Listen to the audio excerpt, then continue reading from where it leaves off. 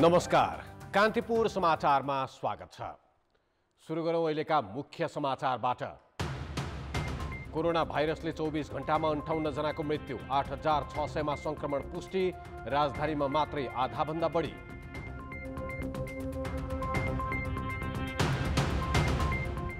बिरामीले अस्पतालमा सेवा पाउनै मुस्किल, शैय्या र अक्सिजनको हाहाकार, आफन्तको हार गुहार।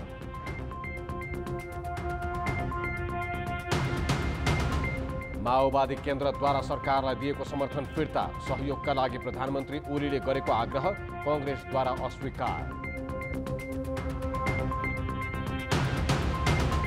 भारतको पश्चिम बंगालमा निर्वाचनको नतिजापछि हिंसा, तृणमूल कांग्रेस र बीजेपी कार्यकर्ताबीच झडप, 17 जनाको मृत्यु। र धनगढी नेपाल सुपर लिगको प्लेअफमा पोखरा 1-0 ले पराजित।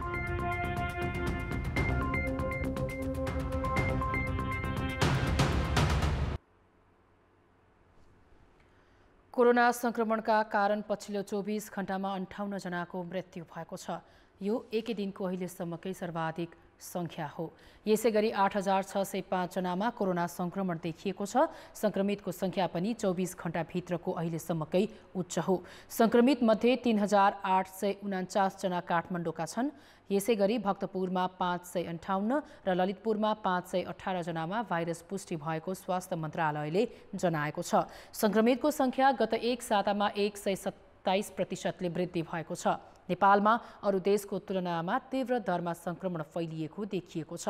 प्रदेशगत रूपमा हेर्दा लुम्बिनीमा 388% संक्रमितको संख्यामा वृद्धि भएको छ। अझै ठूलो संक्रमण देखिन सक्ने चिकित्सकहरूले बताएका छन्। विगतको हप्ता भन्दा यो हप्ता झन्डै 127% संक्रमितको संख्यामा वृद्धि भएको छ। यो चाहिँ संक्रमितको संख्यामा वृद्धि भएको नेपालमा अरू देशहरूको तुलनामा चाहिँ अझै पनि हाम्रो देश एकदमै द्रुत गतिमा चाहिँ संक्रमण फैलिरहेको भन्ने देखाउँछ। त्यस्तै गरी यो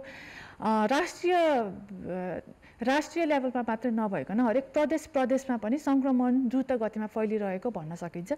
त्यसको लागि पनि हामीले यो अघिल्लो हप्ता र यो हप्ताको संक्रमितको संख्याहरू तुलनात्मक रूपमा हेर्ने हो भने सबै प्रदेशहरूमा 100% भन्दा बढीले संक्रमितको संख्यामा वृद्धि भएको देखिन्छ।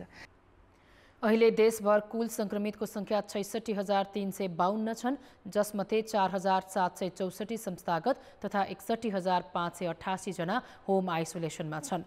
नयाँ भेरिएन्ट द्रुत गतिमा फैलिरहेकाले सजग रहन समेत स्वास्थ्य मन्त्रालयले आग्रह गरेको छ। कोरोना संक्रमण बढ्दै गएपछि निजी स्तरमा सञ्चालनमा रहेका अस्पतालहरूले चर्को शुल्क लिएकाहरूलाई समेत मन्त्रालयले कारबाही गर्ने चेतावनी दिएको छ। कोरोना संक्रमितको संख्याले हरेक दिन नयाँ रेकर्ड कायम गरिरहँदा मृत्यु दर पनि सोही अनुपातमा बढेको छ। पछिल्लो एक सातामै कोरोना संक्रमणले 264 जनाको मृत्यु भएको छ। सावधानी अपनाउन नसके अझै मृत्यु दर भयावह हुन सक्ने चेतावनी चिकित्सकले दिएका छन्। सुदूरपश्चिम प्रदेशमा पछिल्लो 5 दिनमा 50 जना संक्रमितको ज्यान गएको छ। त्यसमध्ये धनगढीको सेती अस्पतालमा मात्र दिनहुँ 5 देखि 9 जनाले मृत्युवरण गरेका छन्। संक्रमणले जटिल भई अस्पताल आएका बिरामीलाई तत्काल अक्सिजन दिनुपर्ने अवस्थामा छ। निमोनिया, श्वास प्रश्वास लगायत जटिल समस्या भएका बिरामीलाई अस्पतालमा अक्सिजनको अभाव, आइसियु, भेन्टिलेटर लगायतको अभावले पनि मानवीय क्षति बढिरहेको चिकित्सकको भनाइ छ।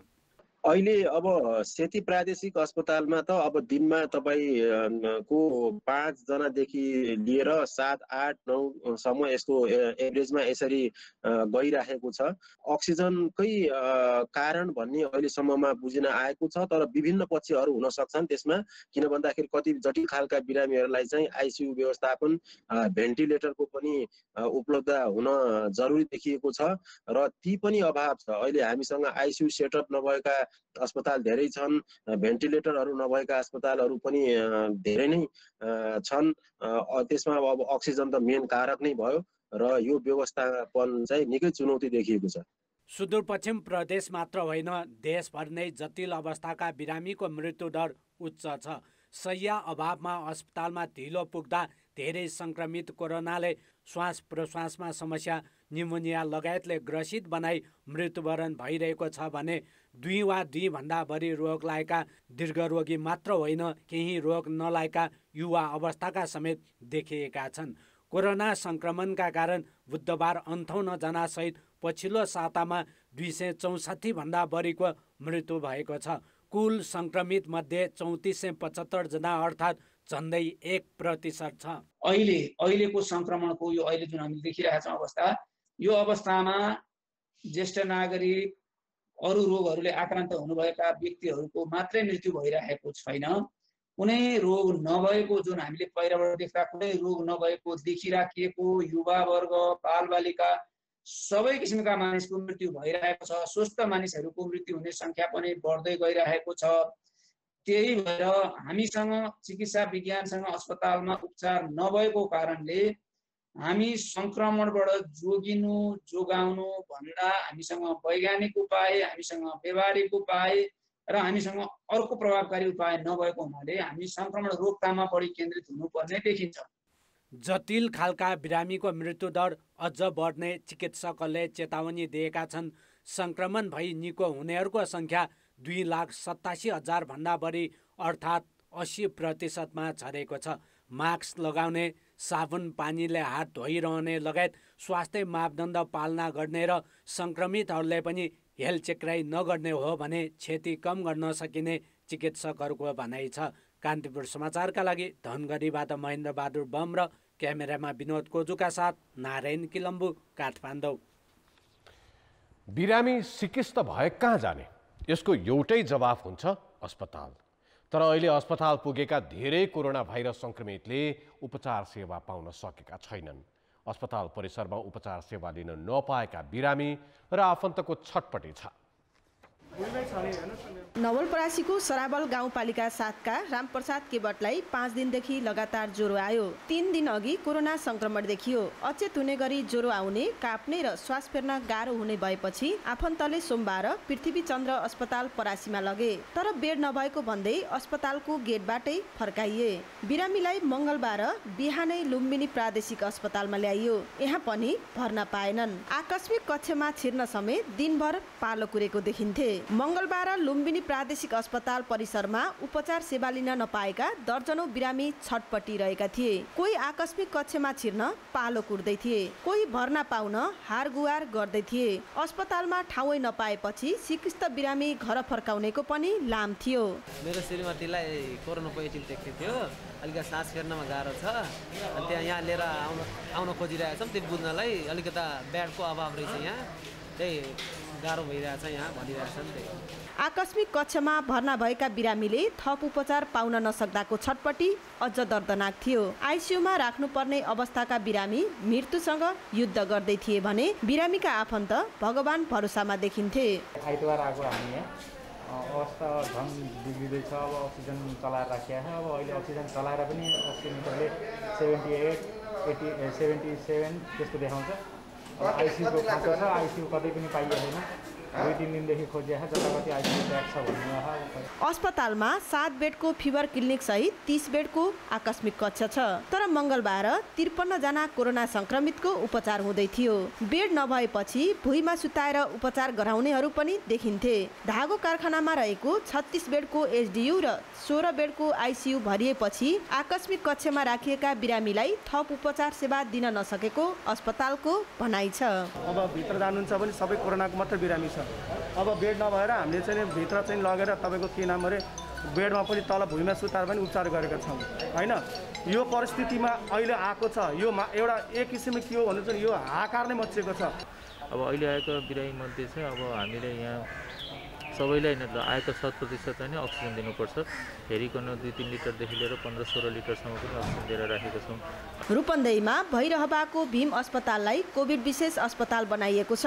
युनिभर्सल मेडिकल कलेज, क्रिम्सन अस्पताल लगायतका निजी अस्पताल सहित स्थानीय तहले समेत अक्सिजन सहितका आइसोलेसन सेन्टर बनाएका छन्। तर सिकिस्त बिरामीलाई उनीहरूले भर्ना लिँदैनन्, जसले गर्दा सरकारी अस्पतालमा कोरोना संक्रमितको भिड बढ्दै र उपचार सेवा नपाउँदा समस्या भोग्दै गएका छन्। यस्तोमा संक्रमितको उपचारमा निजी अस्पताललाई पनि जिम्मेवार बनाउन र सरकारी अस्पतालको सेवालाई बढाउन जरुरी छ। कान्तिपुर समाचारका लागि क्यामेरामा स्वस्तिक श्रेष्ठका साथ अमृता अनमोल, बुटबल, रूपन्देही। ब्रेकपछि स्वागत छ। सरकार अल्पमतमा परेपछि प्रधानमन्त्री केपी शर्मा ओलीले प्रमुख प्रतिपक्षी नेपाली कांग्रेससँग विश्वासको मतमा सहयोग र सत्ता सहकार्यको प्रस्ताव गरेका छन्। तर कांग्रेस सभापति शेरबहादुर देउवाले प्रधानमन्त्री ओलीको प्रस्तावलाई ठाडै अस्वीकार गरिदिए। देउवालाई भेट्न प्रधानमन्त्री ओली पार्टीका नेता र मन्त्रीहरूसहित आज दिउँसो बुढानीलकण्ठ पुगेका थिए। दुई पक्षबीच झण्डै 2 घण्टा छलफल भएको थियो। देउवासँगको भेटमा ओलीले मुलुकको अवस्था असहज भएको भन्दै आफूलाई संसदमा समर्थन गर्न आग्रह गरेका थिए। लोकतन्त्र प्राप्तिको आन्दोलनमा सँगसँगै होमिएको स्मरण गर्दै ओलीले सत्ता सहकार्यको समेत प्रस्ताव राखेका थिए। तर ओलीको प्रस्ताव देउवाले ठाडै अस्वीकार गरेको भेटमा सहभागी एमाले संसदीय दलका उपनेता सुभाष चन्द्र नेम्बाङले जानकारी दिए। ओलीले सघाउन आग्रह गरे पनि देउवाले पार्टीले आफ्नै नेतृत्वमा सरकार गठन गर्ने निर्णय गरेको भन्दै समर्थन गर्न नसकिने बताएका थिए। संविधानका प्रावधानहरूलाई कार्यान्वयन नगर्ने लगायत र अहिले पछिल्लो अवस्थामा व्यवहारिक रूपमा पनि जस्ता क्रियाकलापहरू देखिया छ, त्यसले गर्दा चाहिँ सत्ता साझेदारी गर्ने अवस्था अहिलेलाई या समर्थन गर्ने तपाईँलाई चाहिँ विश्वासको मत हामीले चाहिँ दिने अवस्था छैन। तर लोकतान्त्रिक संस्था र लोकतान्त्रिक मूल्य र मान्यताप्रति तपाईँहरू व्यवहारिक रूपमा चाहिँ आउने कुरामा प्रतिबद्ध हुनु, जसरी प्रधानमन्त्रीले भनिरहनु भएको छ त्यो हो भने त्यो व्यवहारमा देखिनु पर्यो। ती विषयहरूमा चाहिँ हामी चाहिँ सहकार्य गर्नु। सत्ता साझेदारीको कुरा, सत्ता सहकार्यको कुरा चाहिँ अहिले चाहिँ यो हाम्रो हामीले त्यो गर्ने अवस्था छैन र व्यवहारिक रूपमा पनि विपक्षी दलको हैसियतले पनि तपाईँहरूको क्रियाकलापको कारणबाट पनि त्यो अहिले चाहिँ सम्भव छैन भन्ने कुरा हामीले चाहिँ स्पष्ट गर्छौँ। कांग्रेसले ओलीको विपक्षमा मत दिने निर्णय गरेको भोलिपल्ट प्रधानमन्त्री ओली आफू निकट नेताहरूको टोलीसहित देउवा निवास पुगेका थिए। पार्टी भित्रैबाट माधव कुमार नेपाल पक्षले विश्वासको मत दिनेमा आशंका बढ्दै जाँदा ओलीले कांग्रेसको साथ खोजेका हुन्। नेपाल समूहले भने ओलीको बहिर्गमन एकमात्र शर्त बनाएर विपक्षी दलहरूसँग छलफल र भेटघाटलाई अहिले पनि जारी राखेका छन्। यसअघि नेकपा माओवादी केन्द्रले एमाले अध्यक्ष केपी शर्मा ओली नेतृत्वको सरकारलाई दिएको समर्थन फिर्ता लिएको छ। हिजोको स्थायी समिति बैठकको निर्णय अनुसार माओवादीले आज समर्थन फिर्ता लिएको पत्र संसद सचिवालयलाई बुझाएको हो। सरकार गठनको 38 महिनामा समर्थन फिर्ता भएपछि ओली नेतृत्वको सरकार अल्पमतमा परेको छ। प्रधानमन्त्री ओलीले वैशाख 27 गते विशेष अधिवेशन बोलाएर विश्वासको मत लिने तयारी गरेका बेला माओवादीले समर्थन फिर्ता लिएको हो। सरकारलाई समर्थन फिर्ता लिइसकेपछि सरकार स्वतः अल्प हुनुपर्छ। अल्प नपर्ने भनेको रिक्त गाडी काम चलाउनु पर्ने। त्यस कारणले गर्दाखेरि अब त्यही काम चलाउको मान्यताको साथ चाहिँ संविधान सम्बन्धहरूले अगाडि बढ्नुपर्छ। सदन चालु रहेको अवस्थामा रेगुलर प्रक्रियामा चाहिँ विश्वास मत दिन्छ र अब विषय तोकेर डाक्ने कुरा चाहिँ 93(4) अनुसार मात्रै सम्भव छ। पुस 5 मा संसद विघटन गर्ने ओलीको निर्णयसँगै तत्कालीन नेकपाको पुष्पकमल दाहाल र माधव नेपाल समूह सरकारबाट बाहिरिएको थियो। फागुन 23 मा सर्वोच्च अदालतले नेकपा खारेज गरी एमाले र माओवादी बिउताएपछि माओवादीले समर्थन फिर्ता लिन सकिरहेको थिएन। आज संसद सचिवालयमा बुझाएको पत्रमा माओवादी केन्द्रले वर्तमान सरकार संविधानको ठाडो उल्लङ्घन गरी लोकतान्त्रिक मूल्य मान्यता विपरीत बाटोमा उन्मुख भएको आरोप लगाएको छ। विश्वासको मत लिनकै लागि प्रतिनिधि सभाको विशेष अधिवेशन बोलाएर प्रधानमन्त्री ओलीले संविधानमै उल्लेख नभएको अभ्यास थालेको पनि माओवादी केन्द्रले पत्रमा उल्लेख गरेको छ। 2/3 बहुमतले बनेको सरकार अहिले अल्पमतमा झरेको छ। तर नियमित अधिवेशनमा विश्वासको मत लिनुपर्ने अर्को धारको मागका बीच प्रधानमन्त्री केपी शर्मा ओलीले प्रतिनिधि सभाको विशेष अधिवेशन बोलाएरै विश्वासको मत लिन लागेका हुन्। संसदको बजेट अधिवेशन बोलाउने समय भइसकेपछि विशेष अधिवेशन बोलाएपछि नीति तथा कार्यक्रम, बजेट र महामारी नियन्त्रणको कुरा ओझेलमा परेको छ। जेठ 15 गते बजेट पेश गर्नुपर्ने संवैधानिक व्यवस्था छ। त्यसैले अहिले बजेट नीति तथा कार्यक्रम बनाउन अहोरात्र खट्नुपर्ने समय हो। महामारी नियन्त्रणका लागि पनि युद्ध स्तरमा खट्नुपर्ने समय छ। तर यति बेला सङ्घदेखि प्रदेशसम्मै सत्ताको खेलमा हुने नहुने सबै चलिरहेको छ। प्रधानमन्त्री ओली सत्ता कसरी जोगाउने भन्नेमा सम्पूर्ण शक्ति केन्द्रीकृत गरिरहेका छन्। संसदको नियमित अधिवेशन नबोलाई उनी एकातिर अध्यादेश जारी गर्दैछन् भने अर्कोतिर विशेष अधिवेशन बोलाएर विश्वासको मत लिन खोज्दैछन्, जसलाई विपक्षीले गलत नियत भनेको छ। बजेट अधिवेशन नै अब राख्नलाई ढिलो भइसकेको अवस्था छ। कोभिडको यत्रो चाहिँ महामारीको अवस्था छ। यी विषयहरूमा छलफल हुनुपर्ने ठाउँमा पहिला पनि संसद चाहिँ स्थगन गर्ने र अहिले आएर फेरि यो विश्वास मतको प्रयोजनको लागि भनेर यो संसद बोलाउने देशलाई एउटा उल्टो गतिमा लगिरहेको अवस्था छ। संवैधानिक मर्यादाहरूलाई चाहिँ ठाडो उल्लङ्घन भइरहेको छ। त्यसो त प्रतिनिधि सभा विघटन गर्ने पुस 5 को प्रधानमन्त्रीको कदम असंवैधानिक ठहर भएपछि फागुन 23 गते सुरु भएको संसद बैठकमै विपक्षीहरूले सरकार अल्पमतमा परेको भनेकै थिए, किनभने माओवादी केन्द्र सरकारको विपक्षीमा उभिएको थियो। तर समर्थन फिर्ता नलिएको भन्दै प्रधानमन्त्री ओलीले चैत 6 गतेसम्म संसद चलिरहँदा अटेरी गर्दै आए। त्यसैले नियमित अधिवेशन चल्दै आएका प्रधानमन्त्रीको अहिलेको कदमप्रति दलहरूको मात्रै आशंका होइन, संविधानका जानकारले समेत प्रश्न उठाएका छन्। अब संविधानको सिधा कुरा चाहिँ विशेष अधिवेशन र नियमित अधिवेशन हो। उहाँले आफूले विशेष अधिवेशन चाहिँ समावेदन बाहेक अरू हुन सक्दैन, प्रधानमन्त्रीले लिनै सक्नुहुन्न। उहाँले राजनीतिक गणितीय खेल चाहिँ अलिकति खेल्न खोजेको जस्तो मलाई लाग्दछ।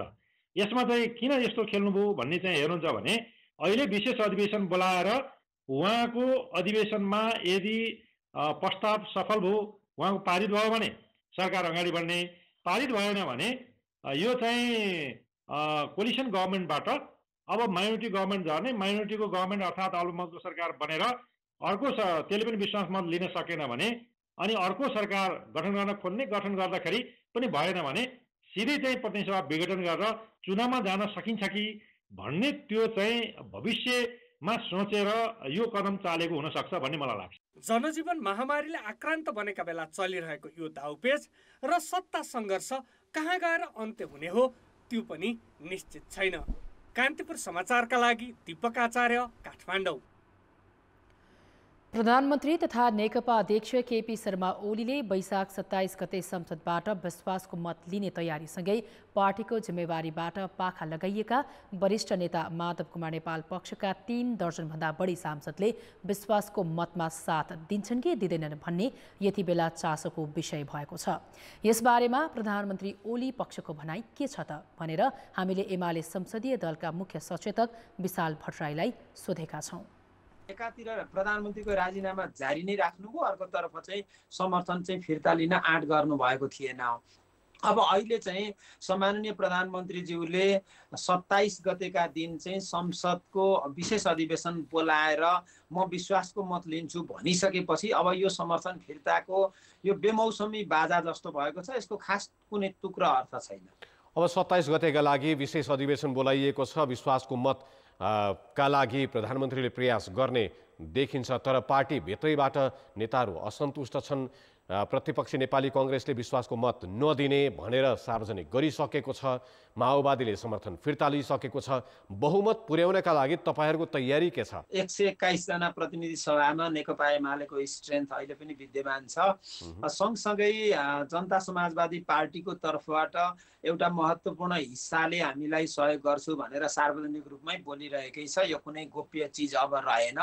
यसको अवस्थामा चाहिँ हाम्रो पार्टीको संसदीय दल 121 को संसदीय दललाई इन्ट्याक्ट राख्ने कुरामा हाम्रो पार्टी गम्भीरतापूर्वक लागेको छ र त्यो स्ट्रेन्थ र जनता समाजवादी पार्टीको एउटा महत्त्वपूर्ण हिस्साले हामीलाई सपोर्ट गर्दाखेरि हामी जनता विश्वासको मत प्राप्त गर्न सक्छौं। तर पार्टी भित्रैबाट झन्डै 3 दर्जन जति असन्तुष्ट सांसदहरूलाई कसरी फकाएर राख्नुहुन्छ? उहाँहरूको विश्वासको मत तपाईँहरूले प्राप्त गर्न सक्नुहुन्छ? फ्लोर क्रस गर्ने वा सांसद पदबाटै राजीनामा दिने सम्मका तयारीहरू सुनिन्छ। बजार हल्ला त मैले पनि तपाईँले सुने जस्तै सुनेको छु, अरूले पनि सार्वजनिक रूपमा सुन्नु भएकै छ। तर नेकपा एमालेको सूर्य चिन्ह लिएर चुनाव लड्नु भएको, चुनाव जित्नु भएको उहाँहरू नेकपा एमालेकै नेतृत्वको अहिलेको सरकारका विपक्षमा जाने वा जनताबाट 5 वर्षका लागि निर्वाचित भनेर भोट मागेर चुनाव जित्ने अनि बिचैमा राजीनामा दिने, त्यो पनि राजीनामा के शर्तमा भन्दाखेरि चाहिँ सरकारलाई जोगाउनु पर्ने कारणले सरकार ढाल्नका लागि राजीनामा दिनुपर्ने वा आफ्नो पार्टीको अध्यक्षको नेतृत्वको सरकार नरहोस् भन्नका लागि वा अर्को विपक्षी पार्टीको प्रधानमन्त्री होस् र सरकार बनोस् भन्नका लागि राजीनामा दिनुपर्ने वा फ्लोर क्रस तपाईँले भने जस्तो त्यो अप्रिय अवस्थामा जाला जस्तो त मलाई लाग्दैन। कर्णालीको फ्लोर क्रसले उहाँहरूलाई एउटा शिक्षा पनि दिएको छ। कर्णालीमा जुन खालको फ्लोर क्रसको काम भयो त्यो त काठमाडौँमा पनि हुन सक्छ भनेर तपाईहरूलाई पनि त झस्काएको त हो नि, होइन? स्वाभाविक हो, अब झस्का त पर्ने नै भयो, किनभने कर्णालीमा फ्लोर क्रस गर्नेहरूले पनि माथिल्लो निर्देशनमा हामीले गर्यौँ भनेर उहाँहरूले सार्वजनिक रूपमा बोलेपछि झस्का त स्वाभाविक रूपमा सबैलाई नै पर्यो। तर संसदीय व्यवस्थामा आफूलाई निर्वाचित गर्ने राजनीतिक पार्टी वा आफू निर्वाचित भएको राजनीतिक पार्टीको व्हिप उल्लङ्घन गर्ने कुरा अत्यन्तै अनैतिक मानिन्छ संसदीय व्यवस्थामा। त्यो अनैतिकताको बाटो रोज्नु होला जस्तो मलाई लाग्दैन। खनाल लगायतका सांसदहरूसँग, नेताहरूसँग तपाईँहरूको विमर्श भएको छ वा छैन? विश्वासको मत लिने सन्दर्भमा पार्टी इन्ट्याक्ट राख्ने, संसदीय दल इन्ट्याक्ट राख्ने विषयमा व्यक्तिगत रूपमा पार्टीभित्र छलफल भएको छ कि छैन? पटक पटक कुराकानी भइरहेको छ, सांसदहरूसँग, नेताहरूसँग विभिन्न तहबाट कुराकानी भइरहेको छ। यो विश्वासको मतको प्रसङ्गभन्दा अलिक अगाडि पार्टीमा इन्ट्याक्ट बस्ने सन्दर्भमा सम्माननीय प्रधानमन्त्रीज्यूले हाम्रो पार्टीका नेता माधव कुमार नेपालले बोलाएकै ठाउँमा बोलाएकै समयमा गएर उहाँले पटक पटक वार्ता गर्नुभएको। तर त्यो वार्ताको निष्कर्ष भनेको त माधव कुमार नेपालले वार्ताबाट बाहिर निस्किसकेपछि अब त झनै कुरा गर्ने बाटै सकियो, पार्टीभित्र रहन सक्ने अवस्था त देखिएन भनेर सार्वजनिक रूपमा त भन्नुभएको हो। अन्त्य भइसकेको अवस्था चाहिँ होइन, संवाद फेरि पनि जोडिन सक्छ र संवादका सूत्रहरू पनि क्रियाशील भएर लागेको हामीले देखिरहेका छौँ। यस्तो बेलामा चाहिँ म विश्वास गर्न चाहन्छु कि अब त्यो एउटा अँध्यारो भविष्यको गर्ततर्फ धकेलिने काम उहाँहरूबाट हुँदैन।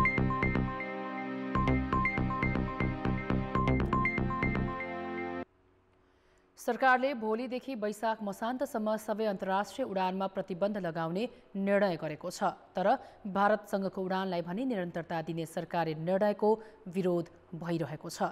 सरकारको निर्णय अनुसार भोलिदेखि वैशाख मसान्तसम्म अरू सबै अन्तर्राष्ट्रिय उडान बन्द भए पनि भारतबाट भने सातामा 2 वटा हुनेछन्। एयर इन्डिया र नेपाल वायु सेवा निगम बीच एयर बबल प्रणाली अनुसार काठमाडौँ दिल्ली रुटमा सातामा 2 वटा उडान कायमै राखेकोमा भने विरोध भएको छ। भारतमा महामारीले स्थिति भयावह बनेपछि अधिकांश मुलुकले उडानमा प्रतिबन्ध लगाइरहेका बेला नेपालले भने निरन्तरता दिएको हो। त्यसले संक्रमणको जोखिम झन बढाउनेछ। तर निगमले चाहिँ सरकारको निर्णयलाई स्वाभाविक मानेको छ। तत्कालको अवस्था हेर्ने भने हाम्रो अब यसपछिको बुकिङ अथवा फ्लाइटमा को मागको हिसाबले गर्ने हो भने एकदमै न्यून छ। सम्भवतः त्यो एउटा उडान पनि हामीले हप्ताको गर्न सक्ने अवस्थामा चाहिँ हामी रहँदैनौँ। तर यदि त्यहाँ यदि आउनै पर्ने अवस्था रह्यो त्यसरी चाहिँ कुनै एउटा ठुलो सङ्ख्यामा चाहिँ नेपालीहरू अड्कने अथवा त्यसरी चाहिँ उपचारको क्रममा गएर बस्नुपर्ने बाध्यता भएका कोही छन् अथवा अरू कुनै प्रयोजनको निम्ति त्यसरी आउनुपर्ने भयो अथवा नेपाल भारतसँगको कूटनैतिक सम्बन्धका हिसाबले जानुपर्ने अवस्था रह्यो भने त्यसमा एउटा उडान कायम राख्नु र पूर्ण स्वास्थ्य मापदण्डका साथ उडान गराउनु त त्यो ठिकै हो जस्तो लागेको छ हामीलाई। गत अप्रिल महिनामा मात्रै 13,202 जना भारतीय नागरिक नेपाल आएका थिए। त्यसबेला PCR नेगेटिभको प्रमाणपत्र भए पुग्नेमा अब भने प्रमाणपत्र र नेपाल आएर 10 दिन होटलमा क्वारेन्टिन बस्ने शर्त अनिवार्य छ। तर उनीहरूको क्वारेन्टिन अवधिभर निगरानी हुने भनिए पनि विश्वास गर्ने वातावरण छैन। अब जनमतको अन्तिम परिणाम। जनमतमा हिजो हाम्रो प्रश्न थियो, अक्सिजनका सिलिन्डर ओगट्ने प्रवृत्ति निरुत्साहित गर्न के गर्नु पर्ला? ए. सचेतना बढाउने, बी. प्रहरी मार्फत जफत गर्ने र सी. स्थानीय तहले सङ्कलन गर्ने।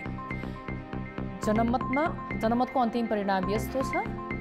ए. सचेतना बढाउनेमा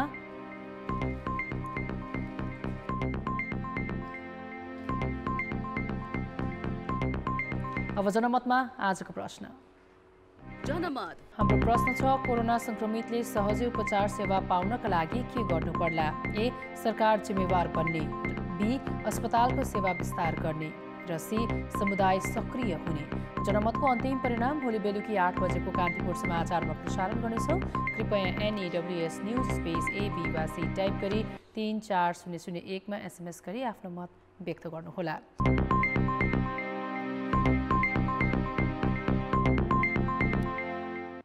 नमस्कार, कान्तिपुर खेलकुद समाचारमा स्वागत छ। धनगढी FC नेपाल सुपर लिगको प्लेअफमा पुगेको छ। पोखरा थन्डर्सलाई 1-0 गोल अन्तरले पराजित गर्दै धनगढीले शीर्ष 4 को स्थान सुरक्षित गर्यो। त्रिपुरेश्वरस्थित 10 तरङ्गशालामा धनगढीलाई जित दिलाउन दर्शन गुरुङले निर्णायक गोल गरे। खेलको 22औं मिनेटमा धनगढीका ओलाओले हफिजले गोलको अवसर गुमाए। 26औं मिनेटमा पोखराका मौसा अब्बाले गोलको मौका खेर फाले। 33औं मिनेटमा धनगढीका स्ट्राइकर ओलाओले आफै चोटभोग्दै मैदानबाट बाहिरिएका थिए। 68औं मिनेटमा परिवर्तित खेलाडी दर्शनले गोल गर्दै धनगढीलाई 1-0 को अग्रता दिलाएका थिए। डिबक्सभन्दा बाहिरबाट दर्शनले उत्कृष्ट हाफभली गोल गरेका थिए। खेलको 73औं मिनेटमा पोखराका अनिल गुरुङको प्रहार धनगढीका डिफेन्डर दिनेश राजवंशीलाई लाग्दै पोस्ट माथिबाट बाहिरिएको थियो। यस जितसँगै धनगढीले 5 खेलमा 10 अङ्क जोडेको छ र प्रतियोगिताको प्लेअफमा पुग्ने पहिलो टिम बनेको छ। शीर्ष 4 टोलीले प्लेअफ खेल्नेछन्। धनगढीसँग पराजित भएको पोखरा भने प्लेअफको सम्भावना कमजोर बनेको छ। पोखरा 5 खेलमा 5 अङ्क जोडेर 5औं स्थानमा छ। नेपाली राष्ट्रिय टिमका युवा ब्याट्सम्यान कुशल भुर्तेल ICC को प्लेयर अफ द मन्थको मनोनयनमा परेका छन्। अप्रिल महिनामा गरेको प्रदर्शनका आधारमा ICCले आज कुशल सहित 3 खेलाडीको नाम सार्वजनिक गरेको। मनोनयनमा परेका 2 खेलाडीमा पाकिस्तानका बाबर आजम र पाकिस्तानकै फाखर जमान रहेका छन्। कुशलले घरेलु मैदानमा भएको त्रिकोणात्मक T20 अन्तर्राष्ट्रिय सिरिजमा उत्कृष्ट प्रदर्शन गरेका थिए। T20 अन्तर्राष्ट्रियमा डेब्यु गरेकै प्रतिस्पर्धामा कुशलले लगातार 3 अर्धशतक बनाउँदै विश्व कीर्तिमान बनाएका थिए।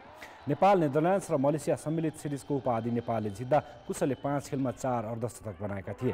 कुशलले नेदरल्यान्ड्स विरुद्धको खेलमा डेब्यु गरेका थिए र सो खेलमा उनले 62 रनको शानदार पारी खेले। दोस्रो खेलमा मलेसियासँग 61 र तेस्रो खेलमा नेदरल्यान्डसँग 62 रन बनाउँदै लगातार 3 अर्धशतकको कीर्तिमान बनाएका थिए। उनले कुल 278 रन जोडेका थिए। 24 वर्षीय कुशल हाल ICC T20 को ब्याटिङको वरियतामा 63औं स्थानमा रहेका छन्। अब मौसम सम्बन्धी जानकारी।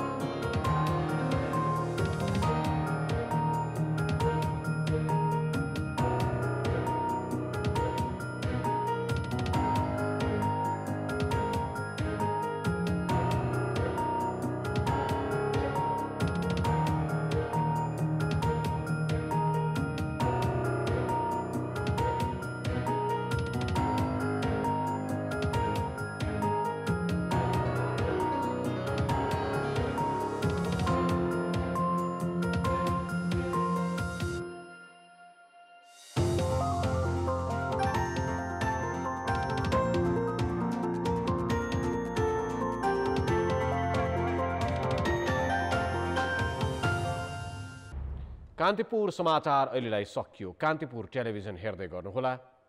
नमस्ते।